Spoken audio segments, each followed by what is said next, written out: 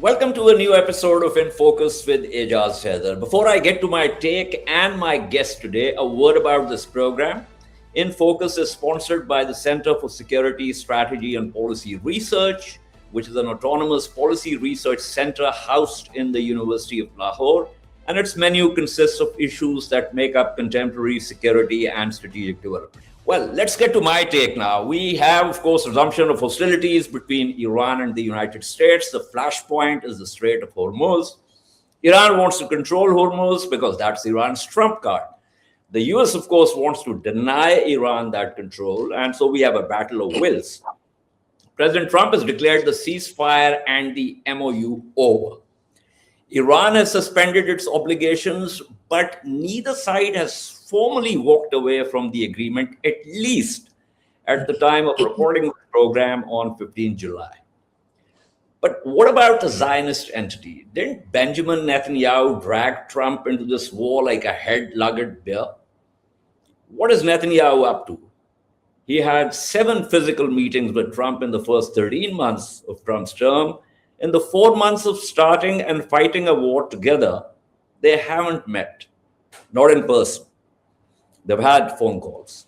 Before the start of fresh hostilities on 7th July and in the run-up to the Islamabad Memorandum of Understanding, which Netanyahu tried his best to sabotage, Trump had begun to blame him for the disastrous war. And enters J.D. Vance, who was opposed to the war from get-go, and played his wingman, as he often does, and Trump tried to shift the narrative. So what are Netanyahu's choices? Passive resistance? But let's park this and bring in another development. Elections in the Zionist entity. Polls are scheduled for 27th October now that Knesset has confirmed the date. For the first time since 1988, the election will be held on its legally scheduled date. Netanyahu's right-wing government is set to become the first in over 50 years to complete its full 4-year term. This means the Knesset will finish its current term on 17th July and enter election recess.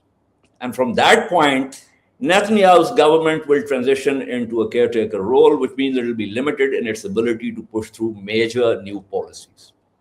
The election is widely seen as a referendum on Netanyahu's leadership, particularly regarding the ongoing conflicts that began after the 7th October attacks by Hamas.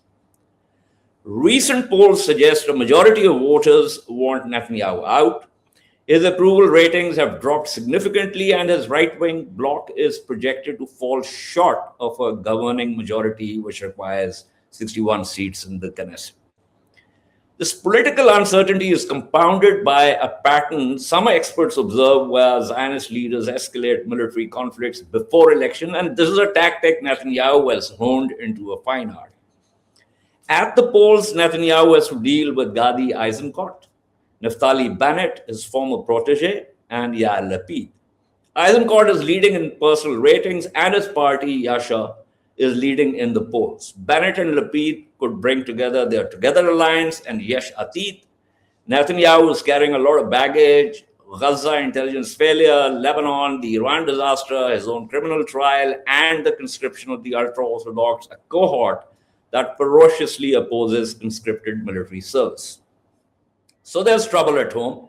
There's ongoing trouble in Lebanon. There's increasing daylight between the US and the Zionist entity. How will Netanyahu fight at multiple fronts? That's the question for friend Daniel Levy, one of the most incisive voices on these issues. Levy is a political commentator and the president of the US Middle East Project. He served as an Israeli peace negotiator at the 1993 Oslo B talks under Prime Minister Itzhak Rabin and the 2001 Taba negotiations under Prime Minister Ehud Barak.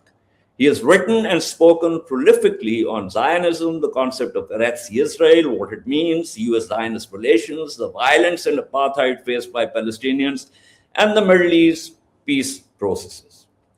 Daniel, it's always great to have you on the program. I've been following your commentary, obviously, because you always have these incisive insights. I actually want to ask you, given the complexity of the situation, where should we begin? Should we begin with the US-Iran war? Should we begin with the tripartite kind of peace, quote unquote peace, that the US is trying to stitch together in Lebanon, which is heavily in favor of the Zionist entity? Should we begin with Netanyahu at home? I leave it entirely to you. What a responsibility. It's so good to be with you, Ejaz. Maybe I'll begin with a comment on Netanyahu and Israel's contribution to this unraveling of the MOU and this latest escalation. And you just walked us through those steps very helpfully. Because I want to suggest the following. I think that the role that Netanyahu and the Israeli system played in starting this war at the end of February, in pulling the US into this war, was decisive. I don't want to suggest that there was no made in America component here, but it wouldn't have happened without Israel. What we subsequently saw is that the US got stuck. I tend to think that the Israeli side, along with the Americans, were unpleasantly surprised by the way this played out over several weeks, by the Iranian resilience, by the absence of US power to fundamentally shift the dynamics. I think for a long time, and by a long time, I'm talking decades here, the Israeli assumption was that if they could pull the US into a war, the outcome would look fundamentally different. That's not how things transpired. And so I think since Trump became stuck, he has had no good options. Yeah. And I think that's where we are again, because it's quite, I think many of us looked at that memorandum of understanding, the Islamabad MOU, and we said, wait a minute, the US just signed up to this, to all of these clauses? I'm not sure. And at Versailles of all the places. Yeah. which I think that was something that Macron basically pulled on him. But anyway, go ahead. Yeah, sorry. But it's a really important point you make, because I imagine that symbolism was largely lost on the American president. Look, this is not a man who reads, who's steeped in history, but let's take that one stage further. Are they even capable of reading? And I'm not saying this in a flip way, right? Are they even capable of reading and absorbing what those 14 points meant? Yeah. And I think that what happened was that a part of the US system, I know people like to say, the Iranian system is at war with itself. I'm sure there are competing tendencies, but there is way more coherence, way more seriousness, way more capacity to negotiate, to engage with a text on the Iranian leadership side than there is on the American leadership side. And I think they were at war with themselves. And for all the genuine Israeli anxiety, they were worried when this deal was signed. I don't want to overstate that. Yes, Vance had some really choice comments to make about Israel, things we've never really heard. We've heard frustration, we've heard expletives. But for an American vice president, as part, let's be honest about this, as part of his campaign to become the nominee, the candidate, for him to say some of the things he said about Israel, that was a very big deal. But the Israelis also knew that Trump was stuck, and that much as Trump didn't like the war, he didn't like the deal either. And they also knew that there was a cohort inside the US system that did not like the deal. They even, of course, are aware, as we all are, that in that initial positioning of the National Security Advisor, Secretary of State Marco Rubio, and of Vice President Vance, who's going to get that nomination, that Rubio wanted to carve out a different positionality. So Israel went into the period of MOU detailed negotiations and implementation with plenty of cards up its sleeve. That's what I would like to suggest to you, including working with those in the American system who I think were making the argument, Mr. President, not only did this war go well, and if you would have allowed it more time, it could have gotten better, but also don't listen to those who are telling you that the consequences, the fallout, the negative impacts from this war are unmanageable. Actually, we've seen that the energy markets didn't go to the levels. They affected places like where you are. They've also massively affected the UK economy. They've had impacts around the world. But in America, they would have made the argument it was relatively manageable, Mr. President. The other economic knock-on effects are manageable. And by the way, this has been rather good for our military-industrial complex. It's been rather good for our energy sector. And Mr. President, just look at what happened with those tech AI initial public offerings. What happened with SpaceX, with Musk. Lots of our friends are still making lots of money. So the case that the war could not be resumed was pushed back heavily against. And then, and I think this is crucial, I think you saw a pincer movement.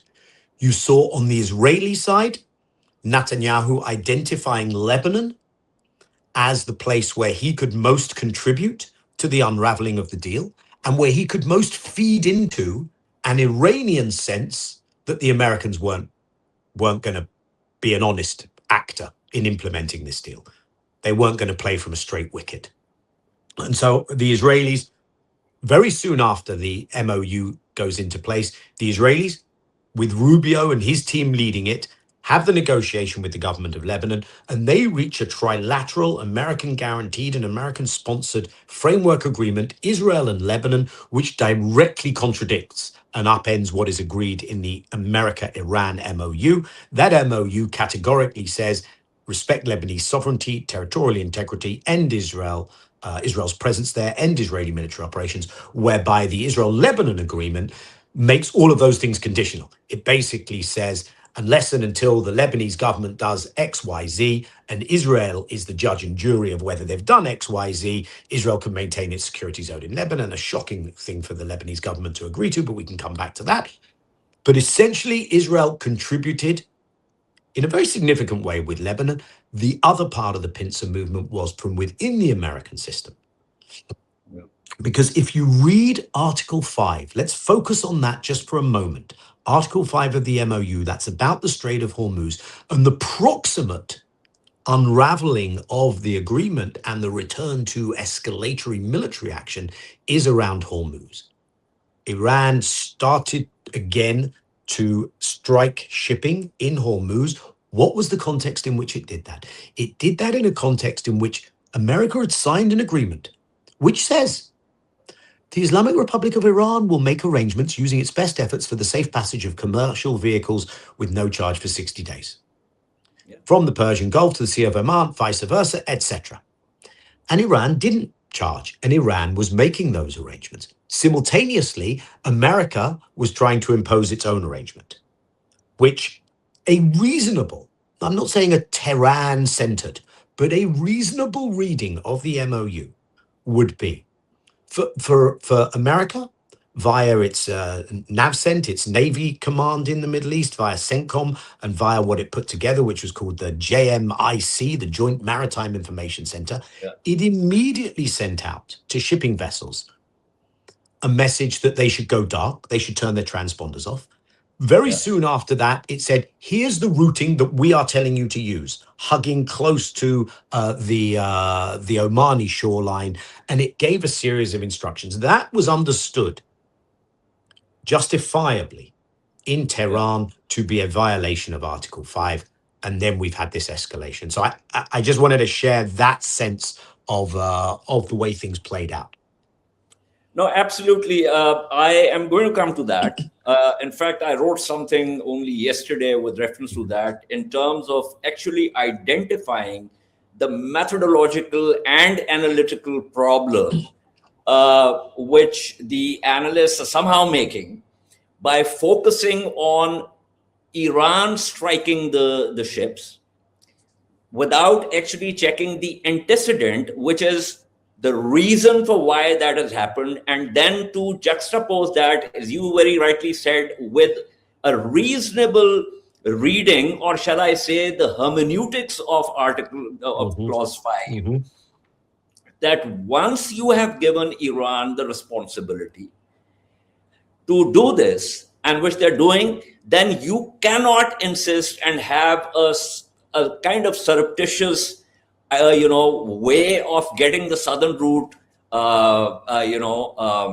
used for shipping, for a very clear reason of diluting Iran's control of the Strait, which is right now central to Iran's strategy. We'll come to that. And I will also come to Lebanon. But I want to go back to something you talked about. I mean, the proponents of prolonging this war. And one of the things about these tech IPOs and all of that. So you've got the tech hype, and then you've got the market reality. So the hype says, AI is an abstract, ethereal software revolution. It lives in the cloud, untouched by messy politics of any particular region. The reality is the physical machinery empowering AI has become a direct military target. Iran has explicitly designated Western AI data centers and semiconductor infrastructure, including facilities used by, there's a whole list of NVIDIA, Google, and Microsoft, as legitimate targets in wartime. I am surprised that this and secondly, the initial hype about these IPOs, now the market is reacting to that. So I'm not sure, and I want to get your take of how this argument can actually be sustained. So I'd say the following. First of all, we don't know at this stage how inflated the market is. For several months now, for perhaps longer, there's been talk of, is there going to be a crash? How over leveraged these things are. It seems that certainly we know it's already in the rearview mirror with the SpaceX IPO. And it seems that with those other major tech IPOs that are likely to happen in the near future, those who are given the underwriting privilege and access to they're going to make money. They're going to make a heck of a lot of money. Many of those are going to be winners selected by Trump, by the people around Trump. We know of the huge self-enrichment that has gone on. So, Yeah. yeah, this is not about everyone rising. This is not, all ships are going to rise. This is a very particular vulturist form of increasing the wealth of the already wealthy. Capitalism that the current US system has gone further in advancing. The targeting of data centers, I think it raises an important but narrow question. So far, in this latest round, we've seen Iran quite specifically target American military assets, American military bases, command centers, radars, facilities in the region. Although we've seen that Qatar and Oman have been hit, I think that's been at a different order of magnitude. My understanding is the major strikes have been on facilities in Bahrain, Kuwait, and Jordan. Interestingly, neither Saudi nor UAE have been in the firing line this time. I know there's been intense back channeling, including via Pakistan, for Saudi Arabia. There's been an intense channel of communication for the UAE. We have seen a development in Yemen, but I think that at the moment is the Yemen arena. That's Ansar Allah, Houthi, Saudi. We haven't seen the targeting of shipping in Bab el Mandeb. So Yemen hasn't been brought into this war in ways that was previously not the case. We haven't seen Iran targeting data centers. What I said at the beginning of this comment in terms of it having a quite narrow impact on data centers, I think the question is whether those will be tenable, whether those are going to be viable in the Gulf in the future. Some of those were targeted earlier in the war. For me, that's an open question. What the Dubai economy and what the role of data centers look like in the Gulf is an open question. The fact that so many things in terms of how Israel and in its wake, America has conducted war in the last 2.5 years, what that opens up in terms of a Pandora's box, I think we will live that out for a long period of time. And we're seeing some of the knock-on effects of that already. Right. So let's get to Lebanon, and then I want to go further south to talk about Netanyahu and the internal politics there, because I have a sense that that's going to play out in a significant way in terms of the broader issues here that we're talking about.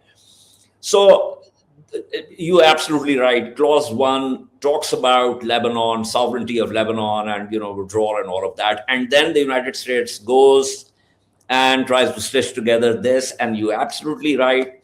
It's incredible that the Lebanese government should want to be a part of that, which then kind of makes me suspect that the idea, and I don't know whether it's the US idea, whether it's the Zionist idea, whether it's a combination of the two, but an attempt to sow the seeds of a civil war in Lebanon. And so, you get the Lebanese government, and we've seen this before. We have seen this before. It's not going to be the first time. It's the old playbook. And so you basically give ISR support to the Lebanese government, also air support. You retain occupation of southern Lebanon, and you get the Lebanese army into a conflict with Hezbollah. Ideal situation from the Zionist perspective. So I want to get your take on that, because I really think, and I'm not saying that's going to happen. I'm not saying that. But what I'm saying is that the effort seems to be that, and also allied with that, because they thought that Iran is kind of linking up this whole idea of a broader peace with Lebanon as a very important component of that. Let's try and separate that from the MOU. I think that's really important. And I wanted to dig up this quote from Netanyahu, actually, how he described that agreement that was reached, brokered by the US with the Lebanon government, that came just after the Iran MOU. That MOU guarantees a cessation of hostilities on all fronts, including Lebanon, withdrawal from Lebanon, and he then manages to bring the others on board to undermine that. Netanyahu, in commenting on that, says, it's a punch in the face for the Iranian axis, and it will not necessarily pass quietly. Now, this is an interview that most people have missed, and this is Netanyahu acknowledging that what I've done in this Lebanon agreement is likely to lead to further hostilities. I've done this intentionally. So there was a moment of transparency, which I think tells us an awful lot. Look, what Israel is offering in Lebanon, and as you say, it's not inventing the wheel here. Yeah. Israel is basically saying either we will continue to operate militarily in Lebanon, or you, the LAF, the Lebanese Armed Forces, the government of Lebanon, you will engage in a civil war. That's the choice. And that's strangely the choice that the Lebanese government have signed up to. I can understand the Lebanese government saying, look, more important for us to reassert our sovereignty. We can't have Lebanon being negotiated between Iran and America with us absent. But in order to assert your sovereignty, you've given up your sovereignty. You've signed an agreement which allows Israel to maintain a permanent, essentially, to be ended only when it deems the conditions to exist to allow it to do so, to maintain a permanent presence in your sovereign territory. So your insistence that part of your own political makeup and your social constituency, Hezbollah, but also Amal, the other Shiite party which has opposed this, part of that and the Iranian role, it's more important to go against those things than to maintain your own sovereignty, than to have leverage even. Lebanon gave up the leverage that Iran had accumulated for it. It's an act of remarkable self-humiliation. Yeah. It's only going to undermine those actors inside Lebanon in the eyes of their own public in a broad way. Lebanon's very polarized. I get that. And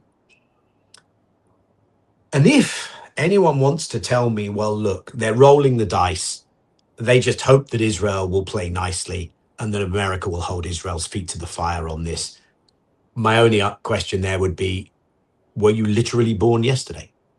Because we have been here before. This is, ask the Palestinians after 30 years. Israel maintained a military occupation of Lebanon for 18 years. It Yeah. set up a proxy militia, the South Lebanese Army. This is exactly how it has played the Palestinians. And Israel has been quite clear, because there was also a secret security annex, which was made public inevitably. And in that annex, it says the performance criteria will be judged by Israel. This institution, this oversight mechanism will be done with Israel's input, and perhaps most importantly of all in this respect, you have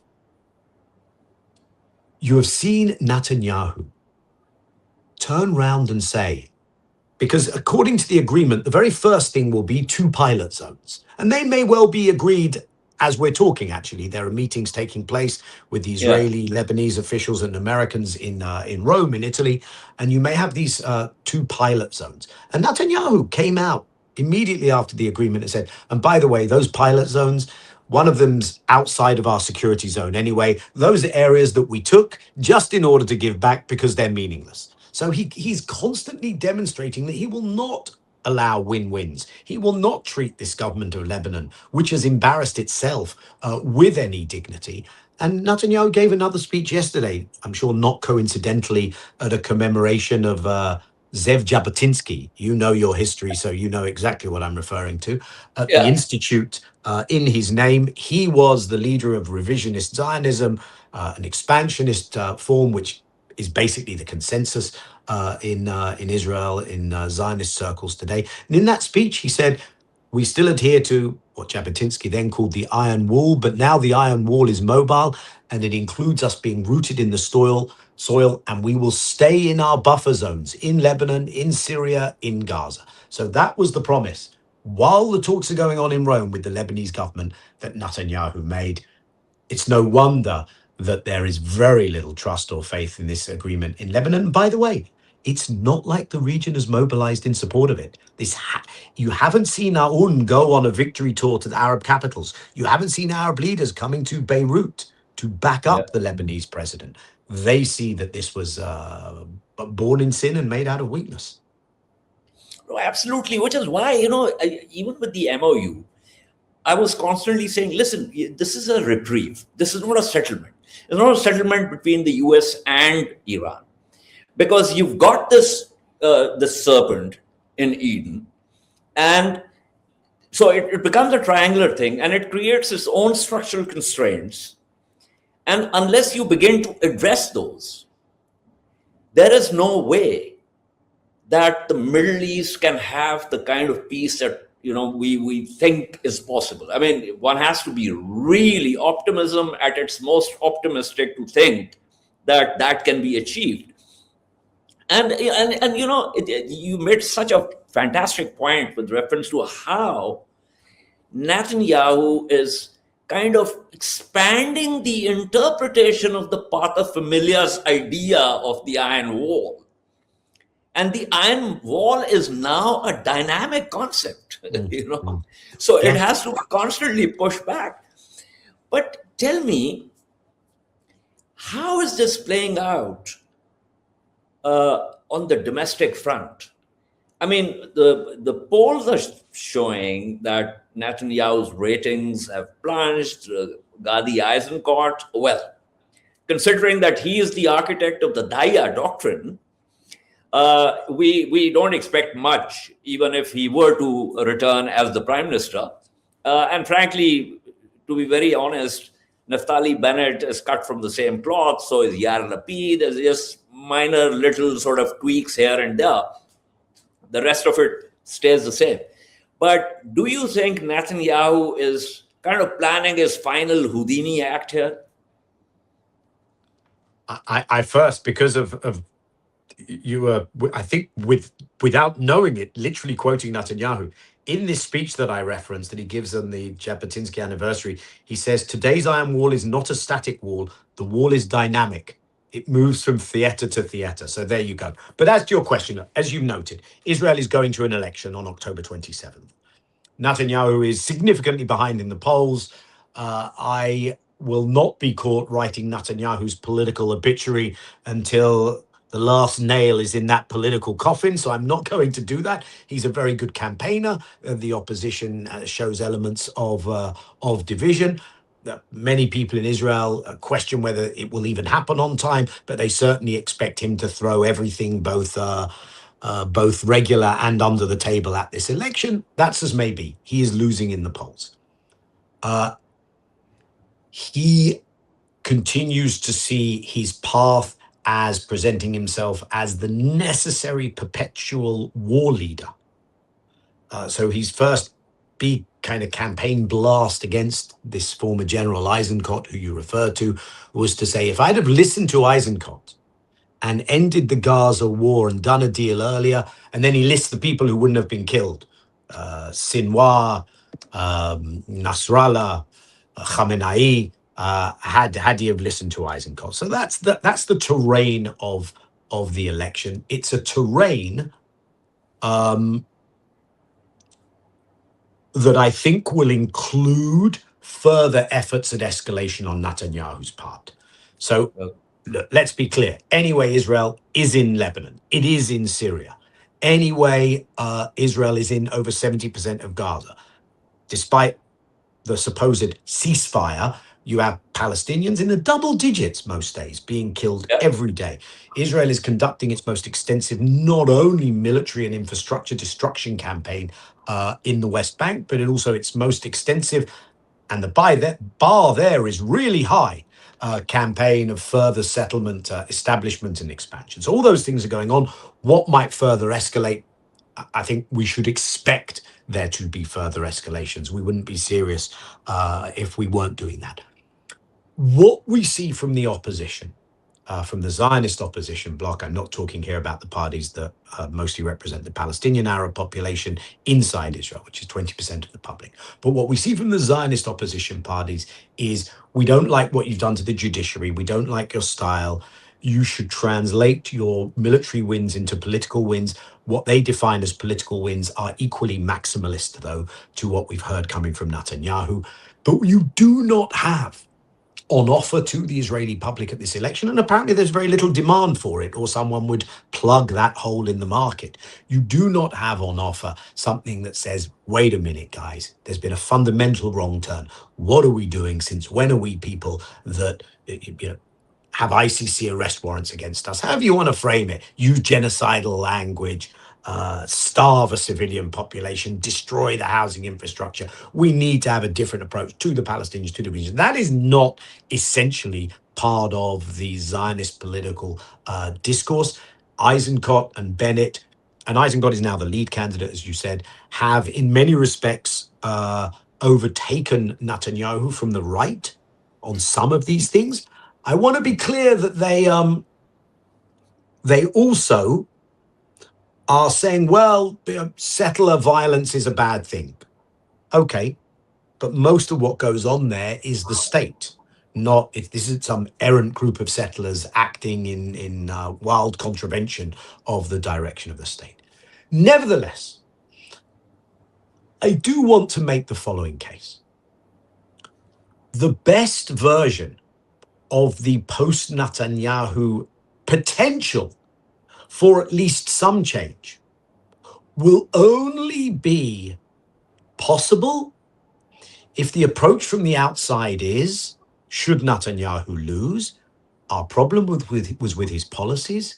If you want us to look again at whether Israel should be engaged with differently, and I'm not saying Israel has been held very accountable, it hasn't, but there is a kind of a stepping back from increasing cooperation with Israel on the part of many actors. If those actors turn around and say, we need to see a real change in policy, if that happens, we might at least test whether things can begin to change in a positive direction. I don't think they would change much, but at least we could exhaust the possibility of some positive change. However, if the approach is, thank heavens Netanyahu, Ben-Gvir and Smotrich have gone, now everything's good, just the fact that someone else is in power, problem solved, and I fear that some will try and create that equation, then I think we will get the worst version of an Eisenkopf, the worst version of a Bennett, and they will do the minimum of the minimum in terms of changing any of the direction of travel when it comes to treatment of Palestinians and when it comes to maximalism in the region. And most of them, none of them are really saying we should end the security zone in Lebanon. Many of them are just as bellicose when it comes to Turkey, for instance, certainly when it comes to Iran. But if there is going to be change, it will only come if the pressure is intensified and if they are sent a very clear message that we need to see a change in policy. That's, of course, under the scenario where Netanyahu actually loses. But I can see a big sigh of relief globally. Netanyahu loses, problem solved, move on. That's not how it's going to play out. Absolutely. I totally agree with you.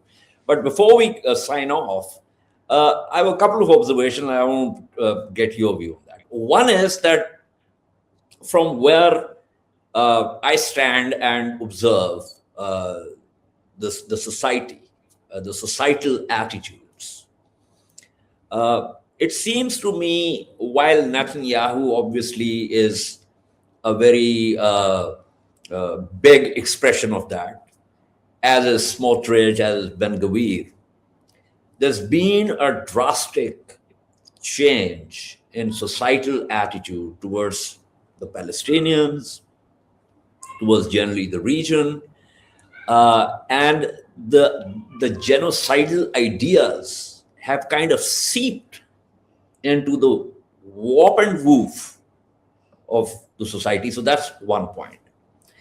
The other is that if Netanyahu returns with, his party returns with about 24, 25 seats, Smotrich's party returns with about 8, 9 seats, then Gvir's party returns with about 7, 8 seats, they are going to be a formidable opposition bloc. And they will, and in order to, and which is pure politics, even if we were to discount ideology from it, for reasons of pure politics, whoever is the next prime minister, whether it is a combination of, Bennett and Lapid, or whether it's Eisenkopf who manages it, they will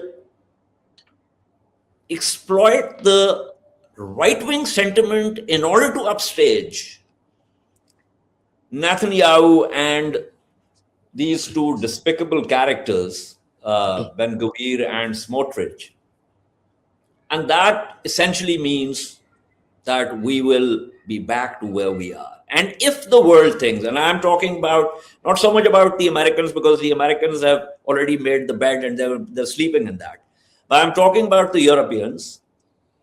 The Europeans, like the Germans and the French, and I'm not talking about the Spaniards, they have a different thing, Irish are different, Belgians are probably, but these, the UK, where you live, the passport that you have, France, Germany, they will say, oh, Netanyahu is gone, everything's hunky-dory now, as if they've got the space to go back to those policies, which, at least in the case of Germany, have cost Germany the seat at the UNSC. So I would say this: I think that is the default setting. That's where they would like to go back to. Yeah, I think that would be a terrible mistake. I think that will make sure that things are basically continuing in the same direction in Israel. I want to be clear, you do, of course, have Israelis who are deeply uncomfortable and who are open about that, and very courageously so, at risk to their well-being, and who are part of the anti-apartheid, anti-occupation, anti-genocide bloc. You also have, that's a small cohort. You also have a cohort of Israelis who are swept up in this, but they know something has gone wrong. They know they don't have someone articulating that position. They find it hard to articulate themselves. But beyond that, what you have is a societal phenomenon in which consent has been manufactured for genocide, which has swept things up, and which will take a lot of work to reverse. Some of that could begin by getting these guys out of office, but as you say, this next government is very unlikely to want to take on what will remain an extremely strong, powerful, and some of them are even part of it. Some of the opposition are just as hardline, a very strong, powerful tendency that is often armed and that may be more dangerous when it's in opposition. Will they be willing to confront that on the streets? Will they be willing to confront that on policy? Do they even believe in an alternative policy? I think the answer to all of those things is sufficiently weak that the moves to hold Israel accountable will need to intensify. And by the way, those who think we're going to be in a honeymoon period if Netanyahu goes, I don't think it will last very long precisely for those reasons. And frankly, the settlers are saying, and in a way, their argument within the framework in which they're mounting that argument is pretty solid. They're saying, listen, we are the frontier men now. You came to Zion. We extending the territory of Zion. How are we different from what you did? We are that's exactly the argument. That's the argument they use. They say, we're the true inheritors. Yeah. Who conducted the Nakba? Who conducted the mass expulsion of Palestinians? It was Labour Zionism. It was Ben Gurion, the supposed good guys.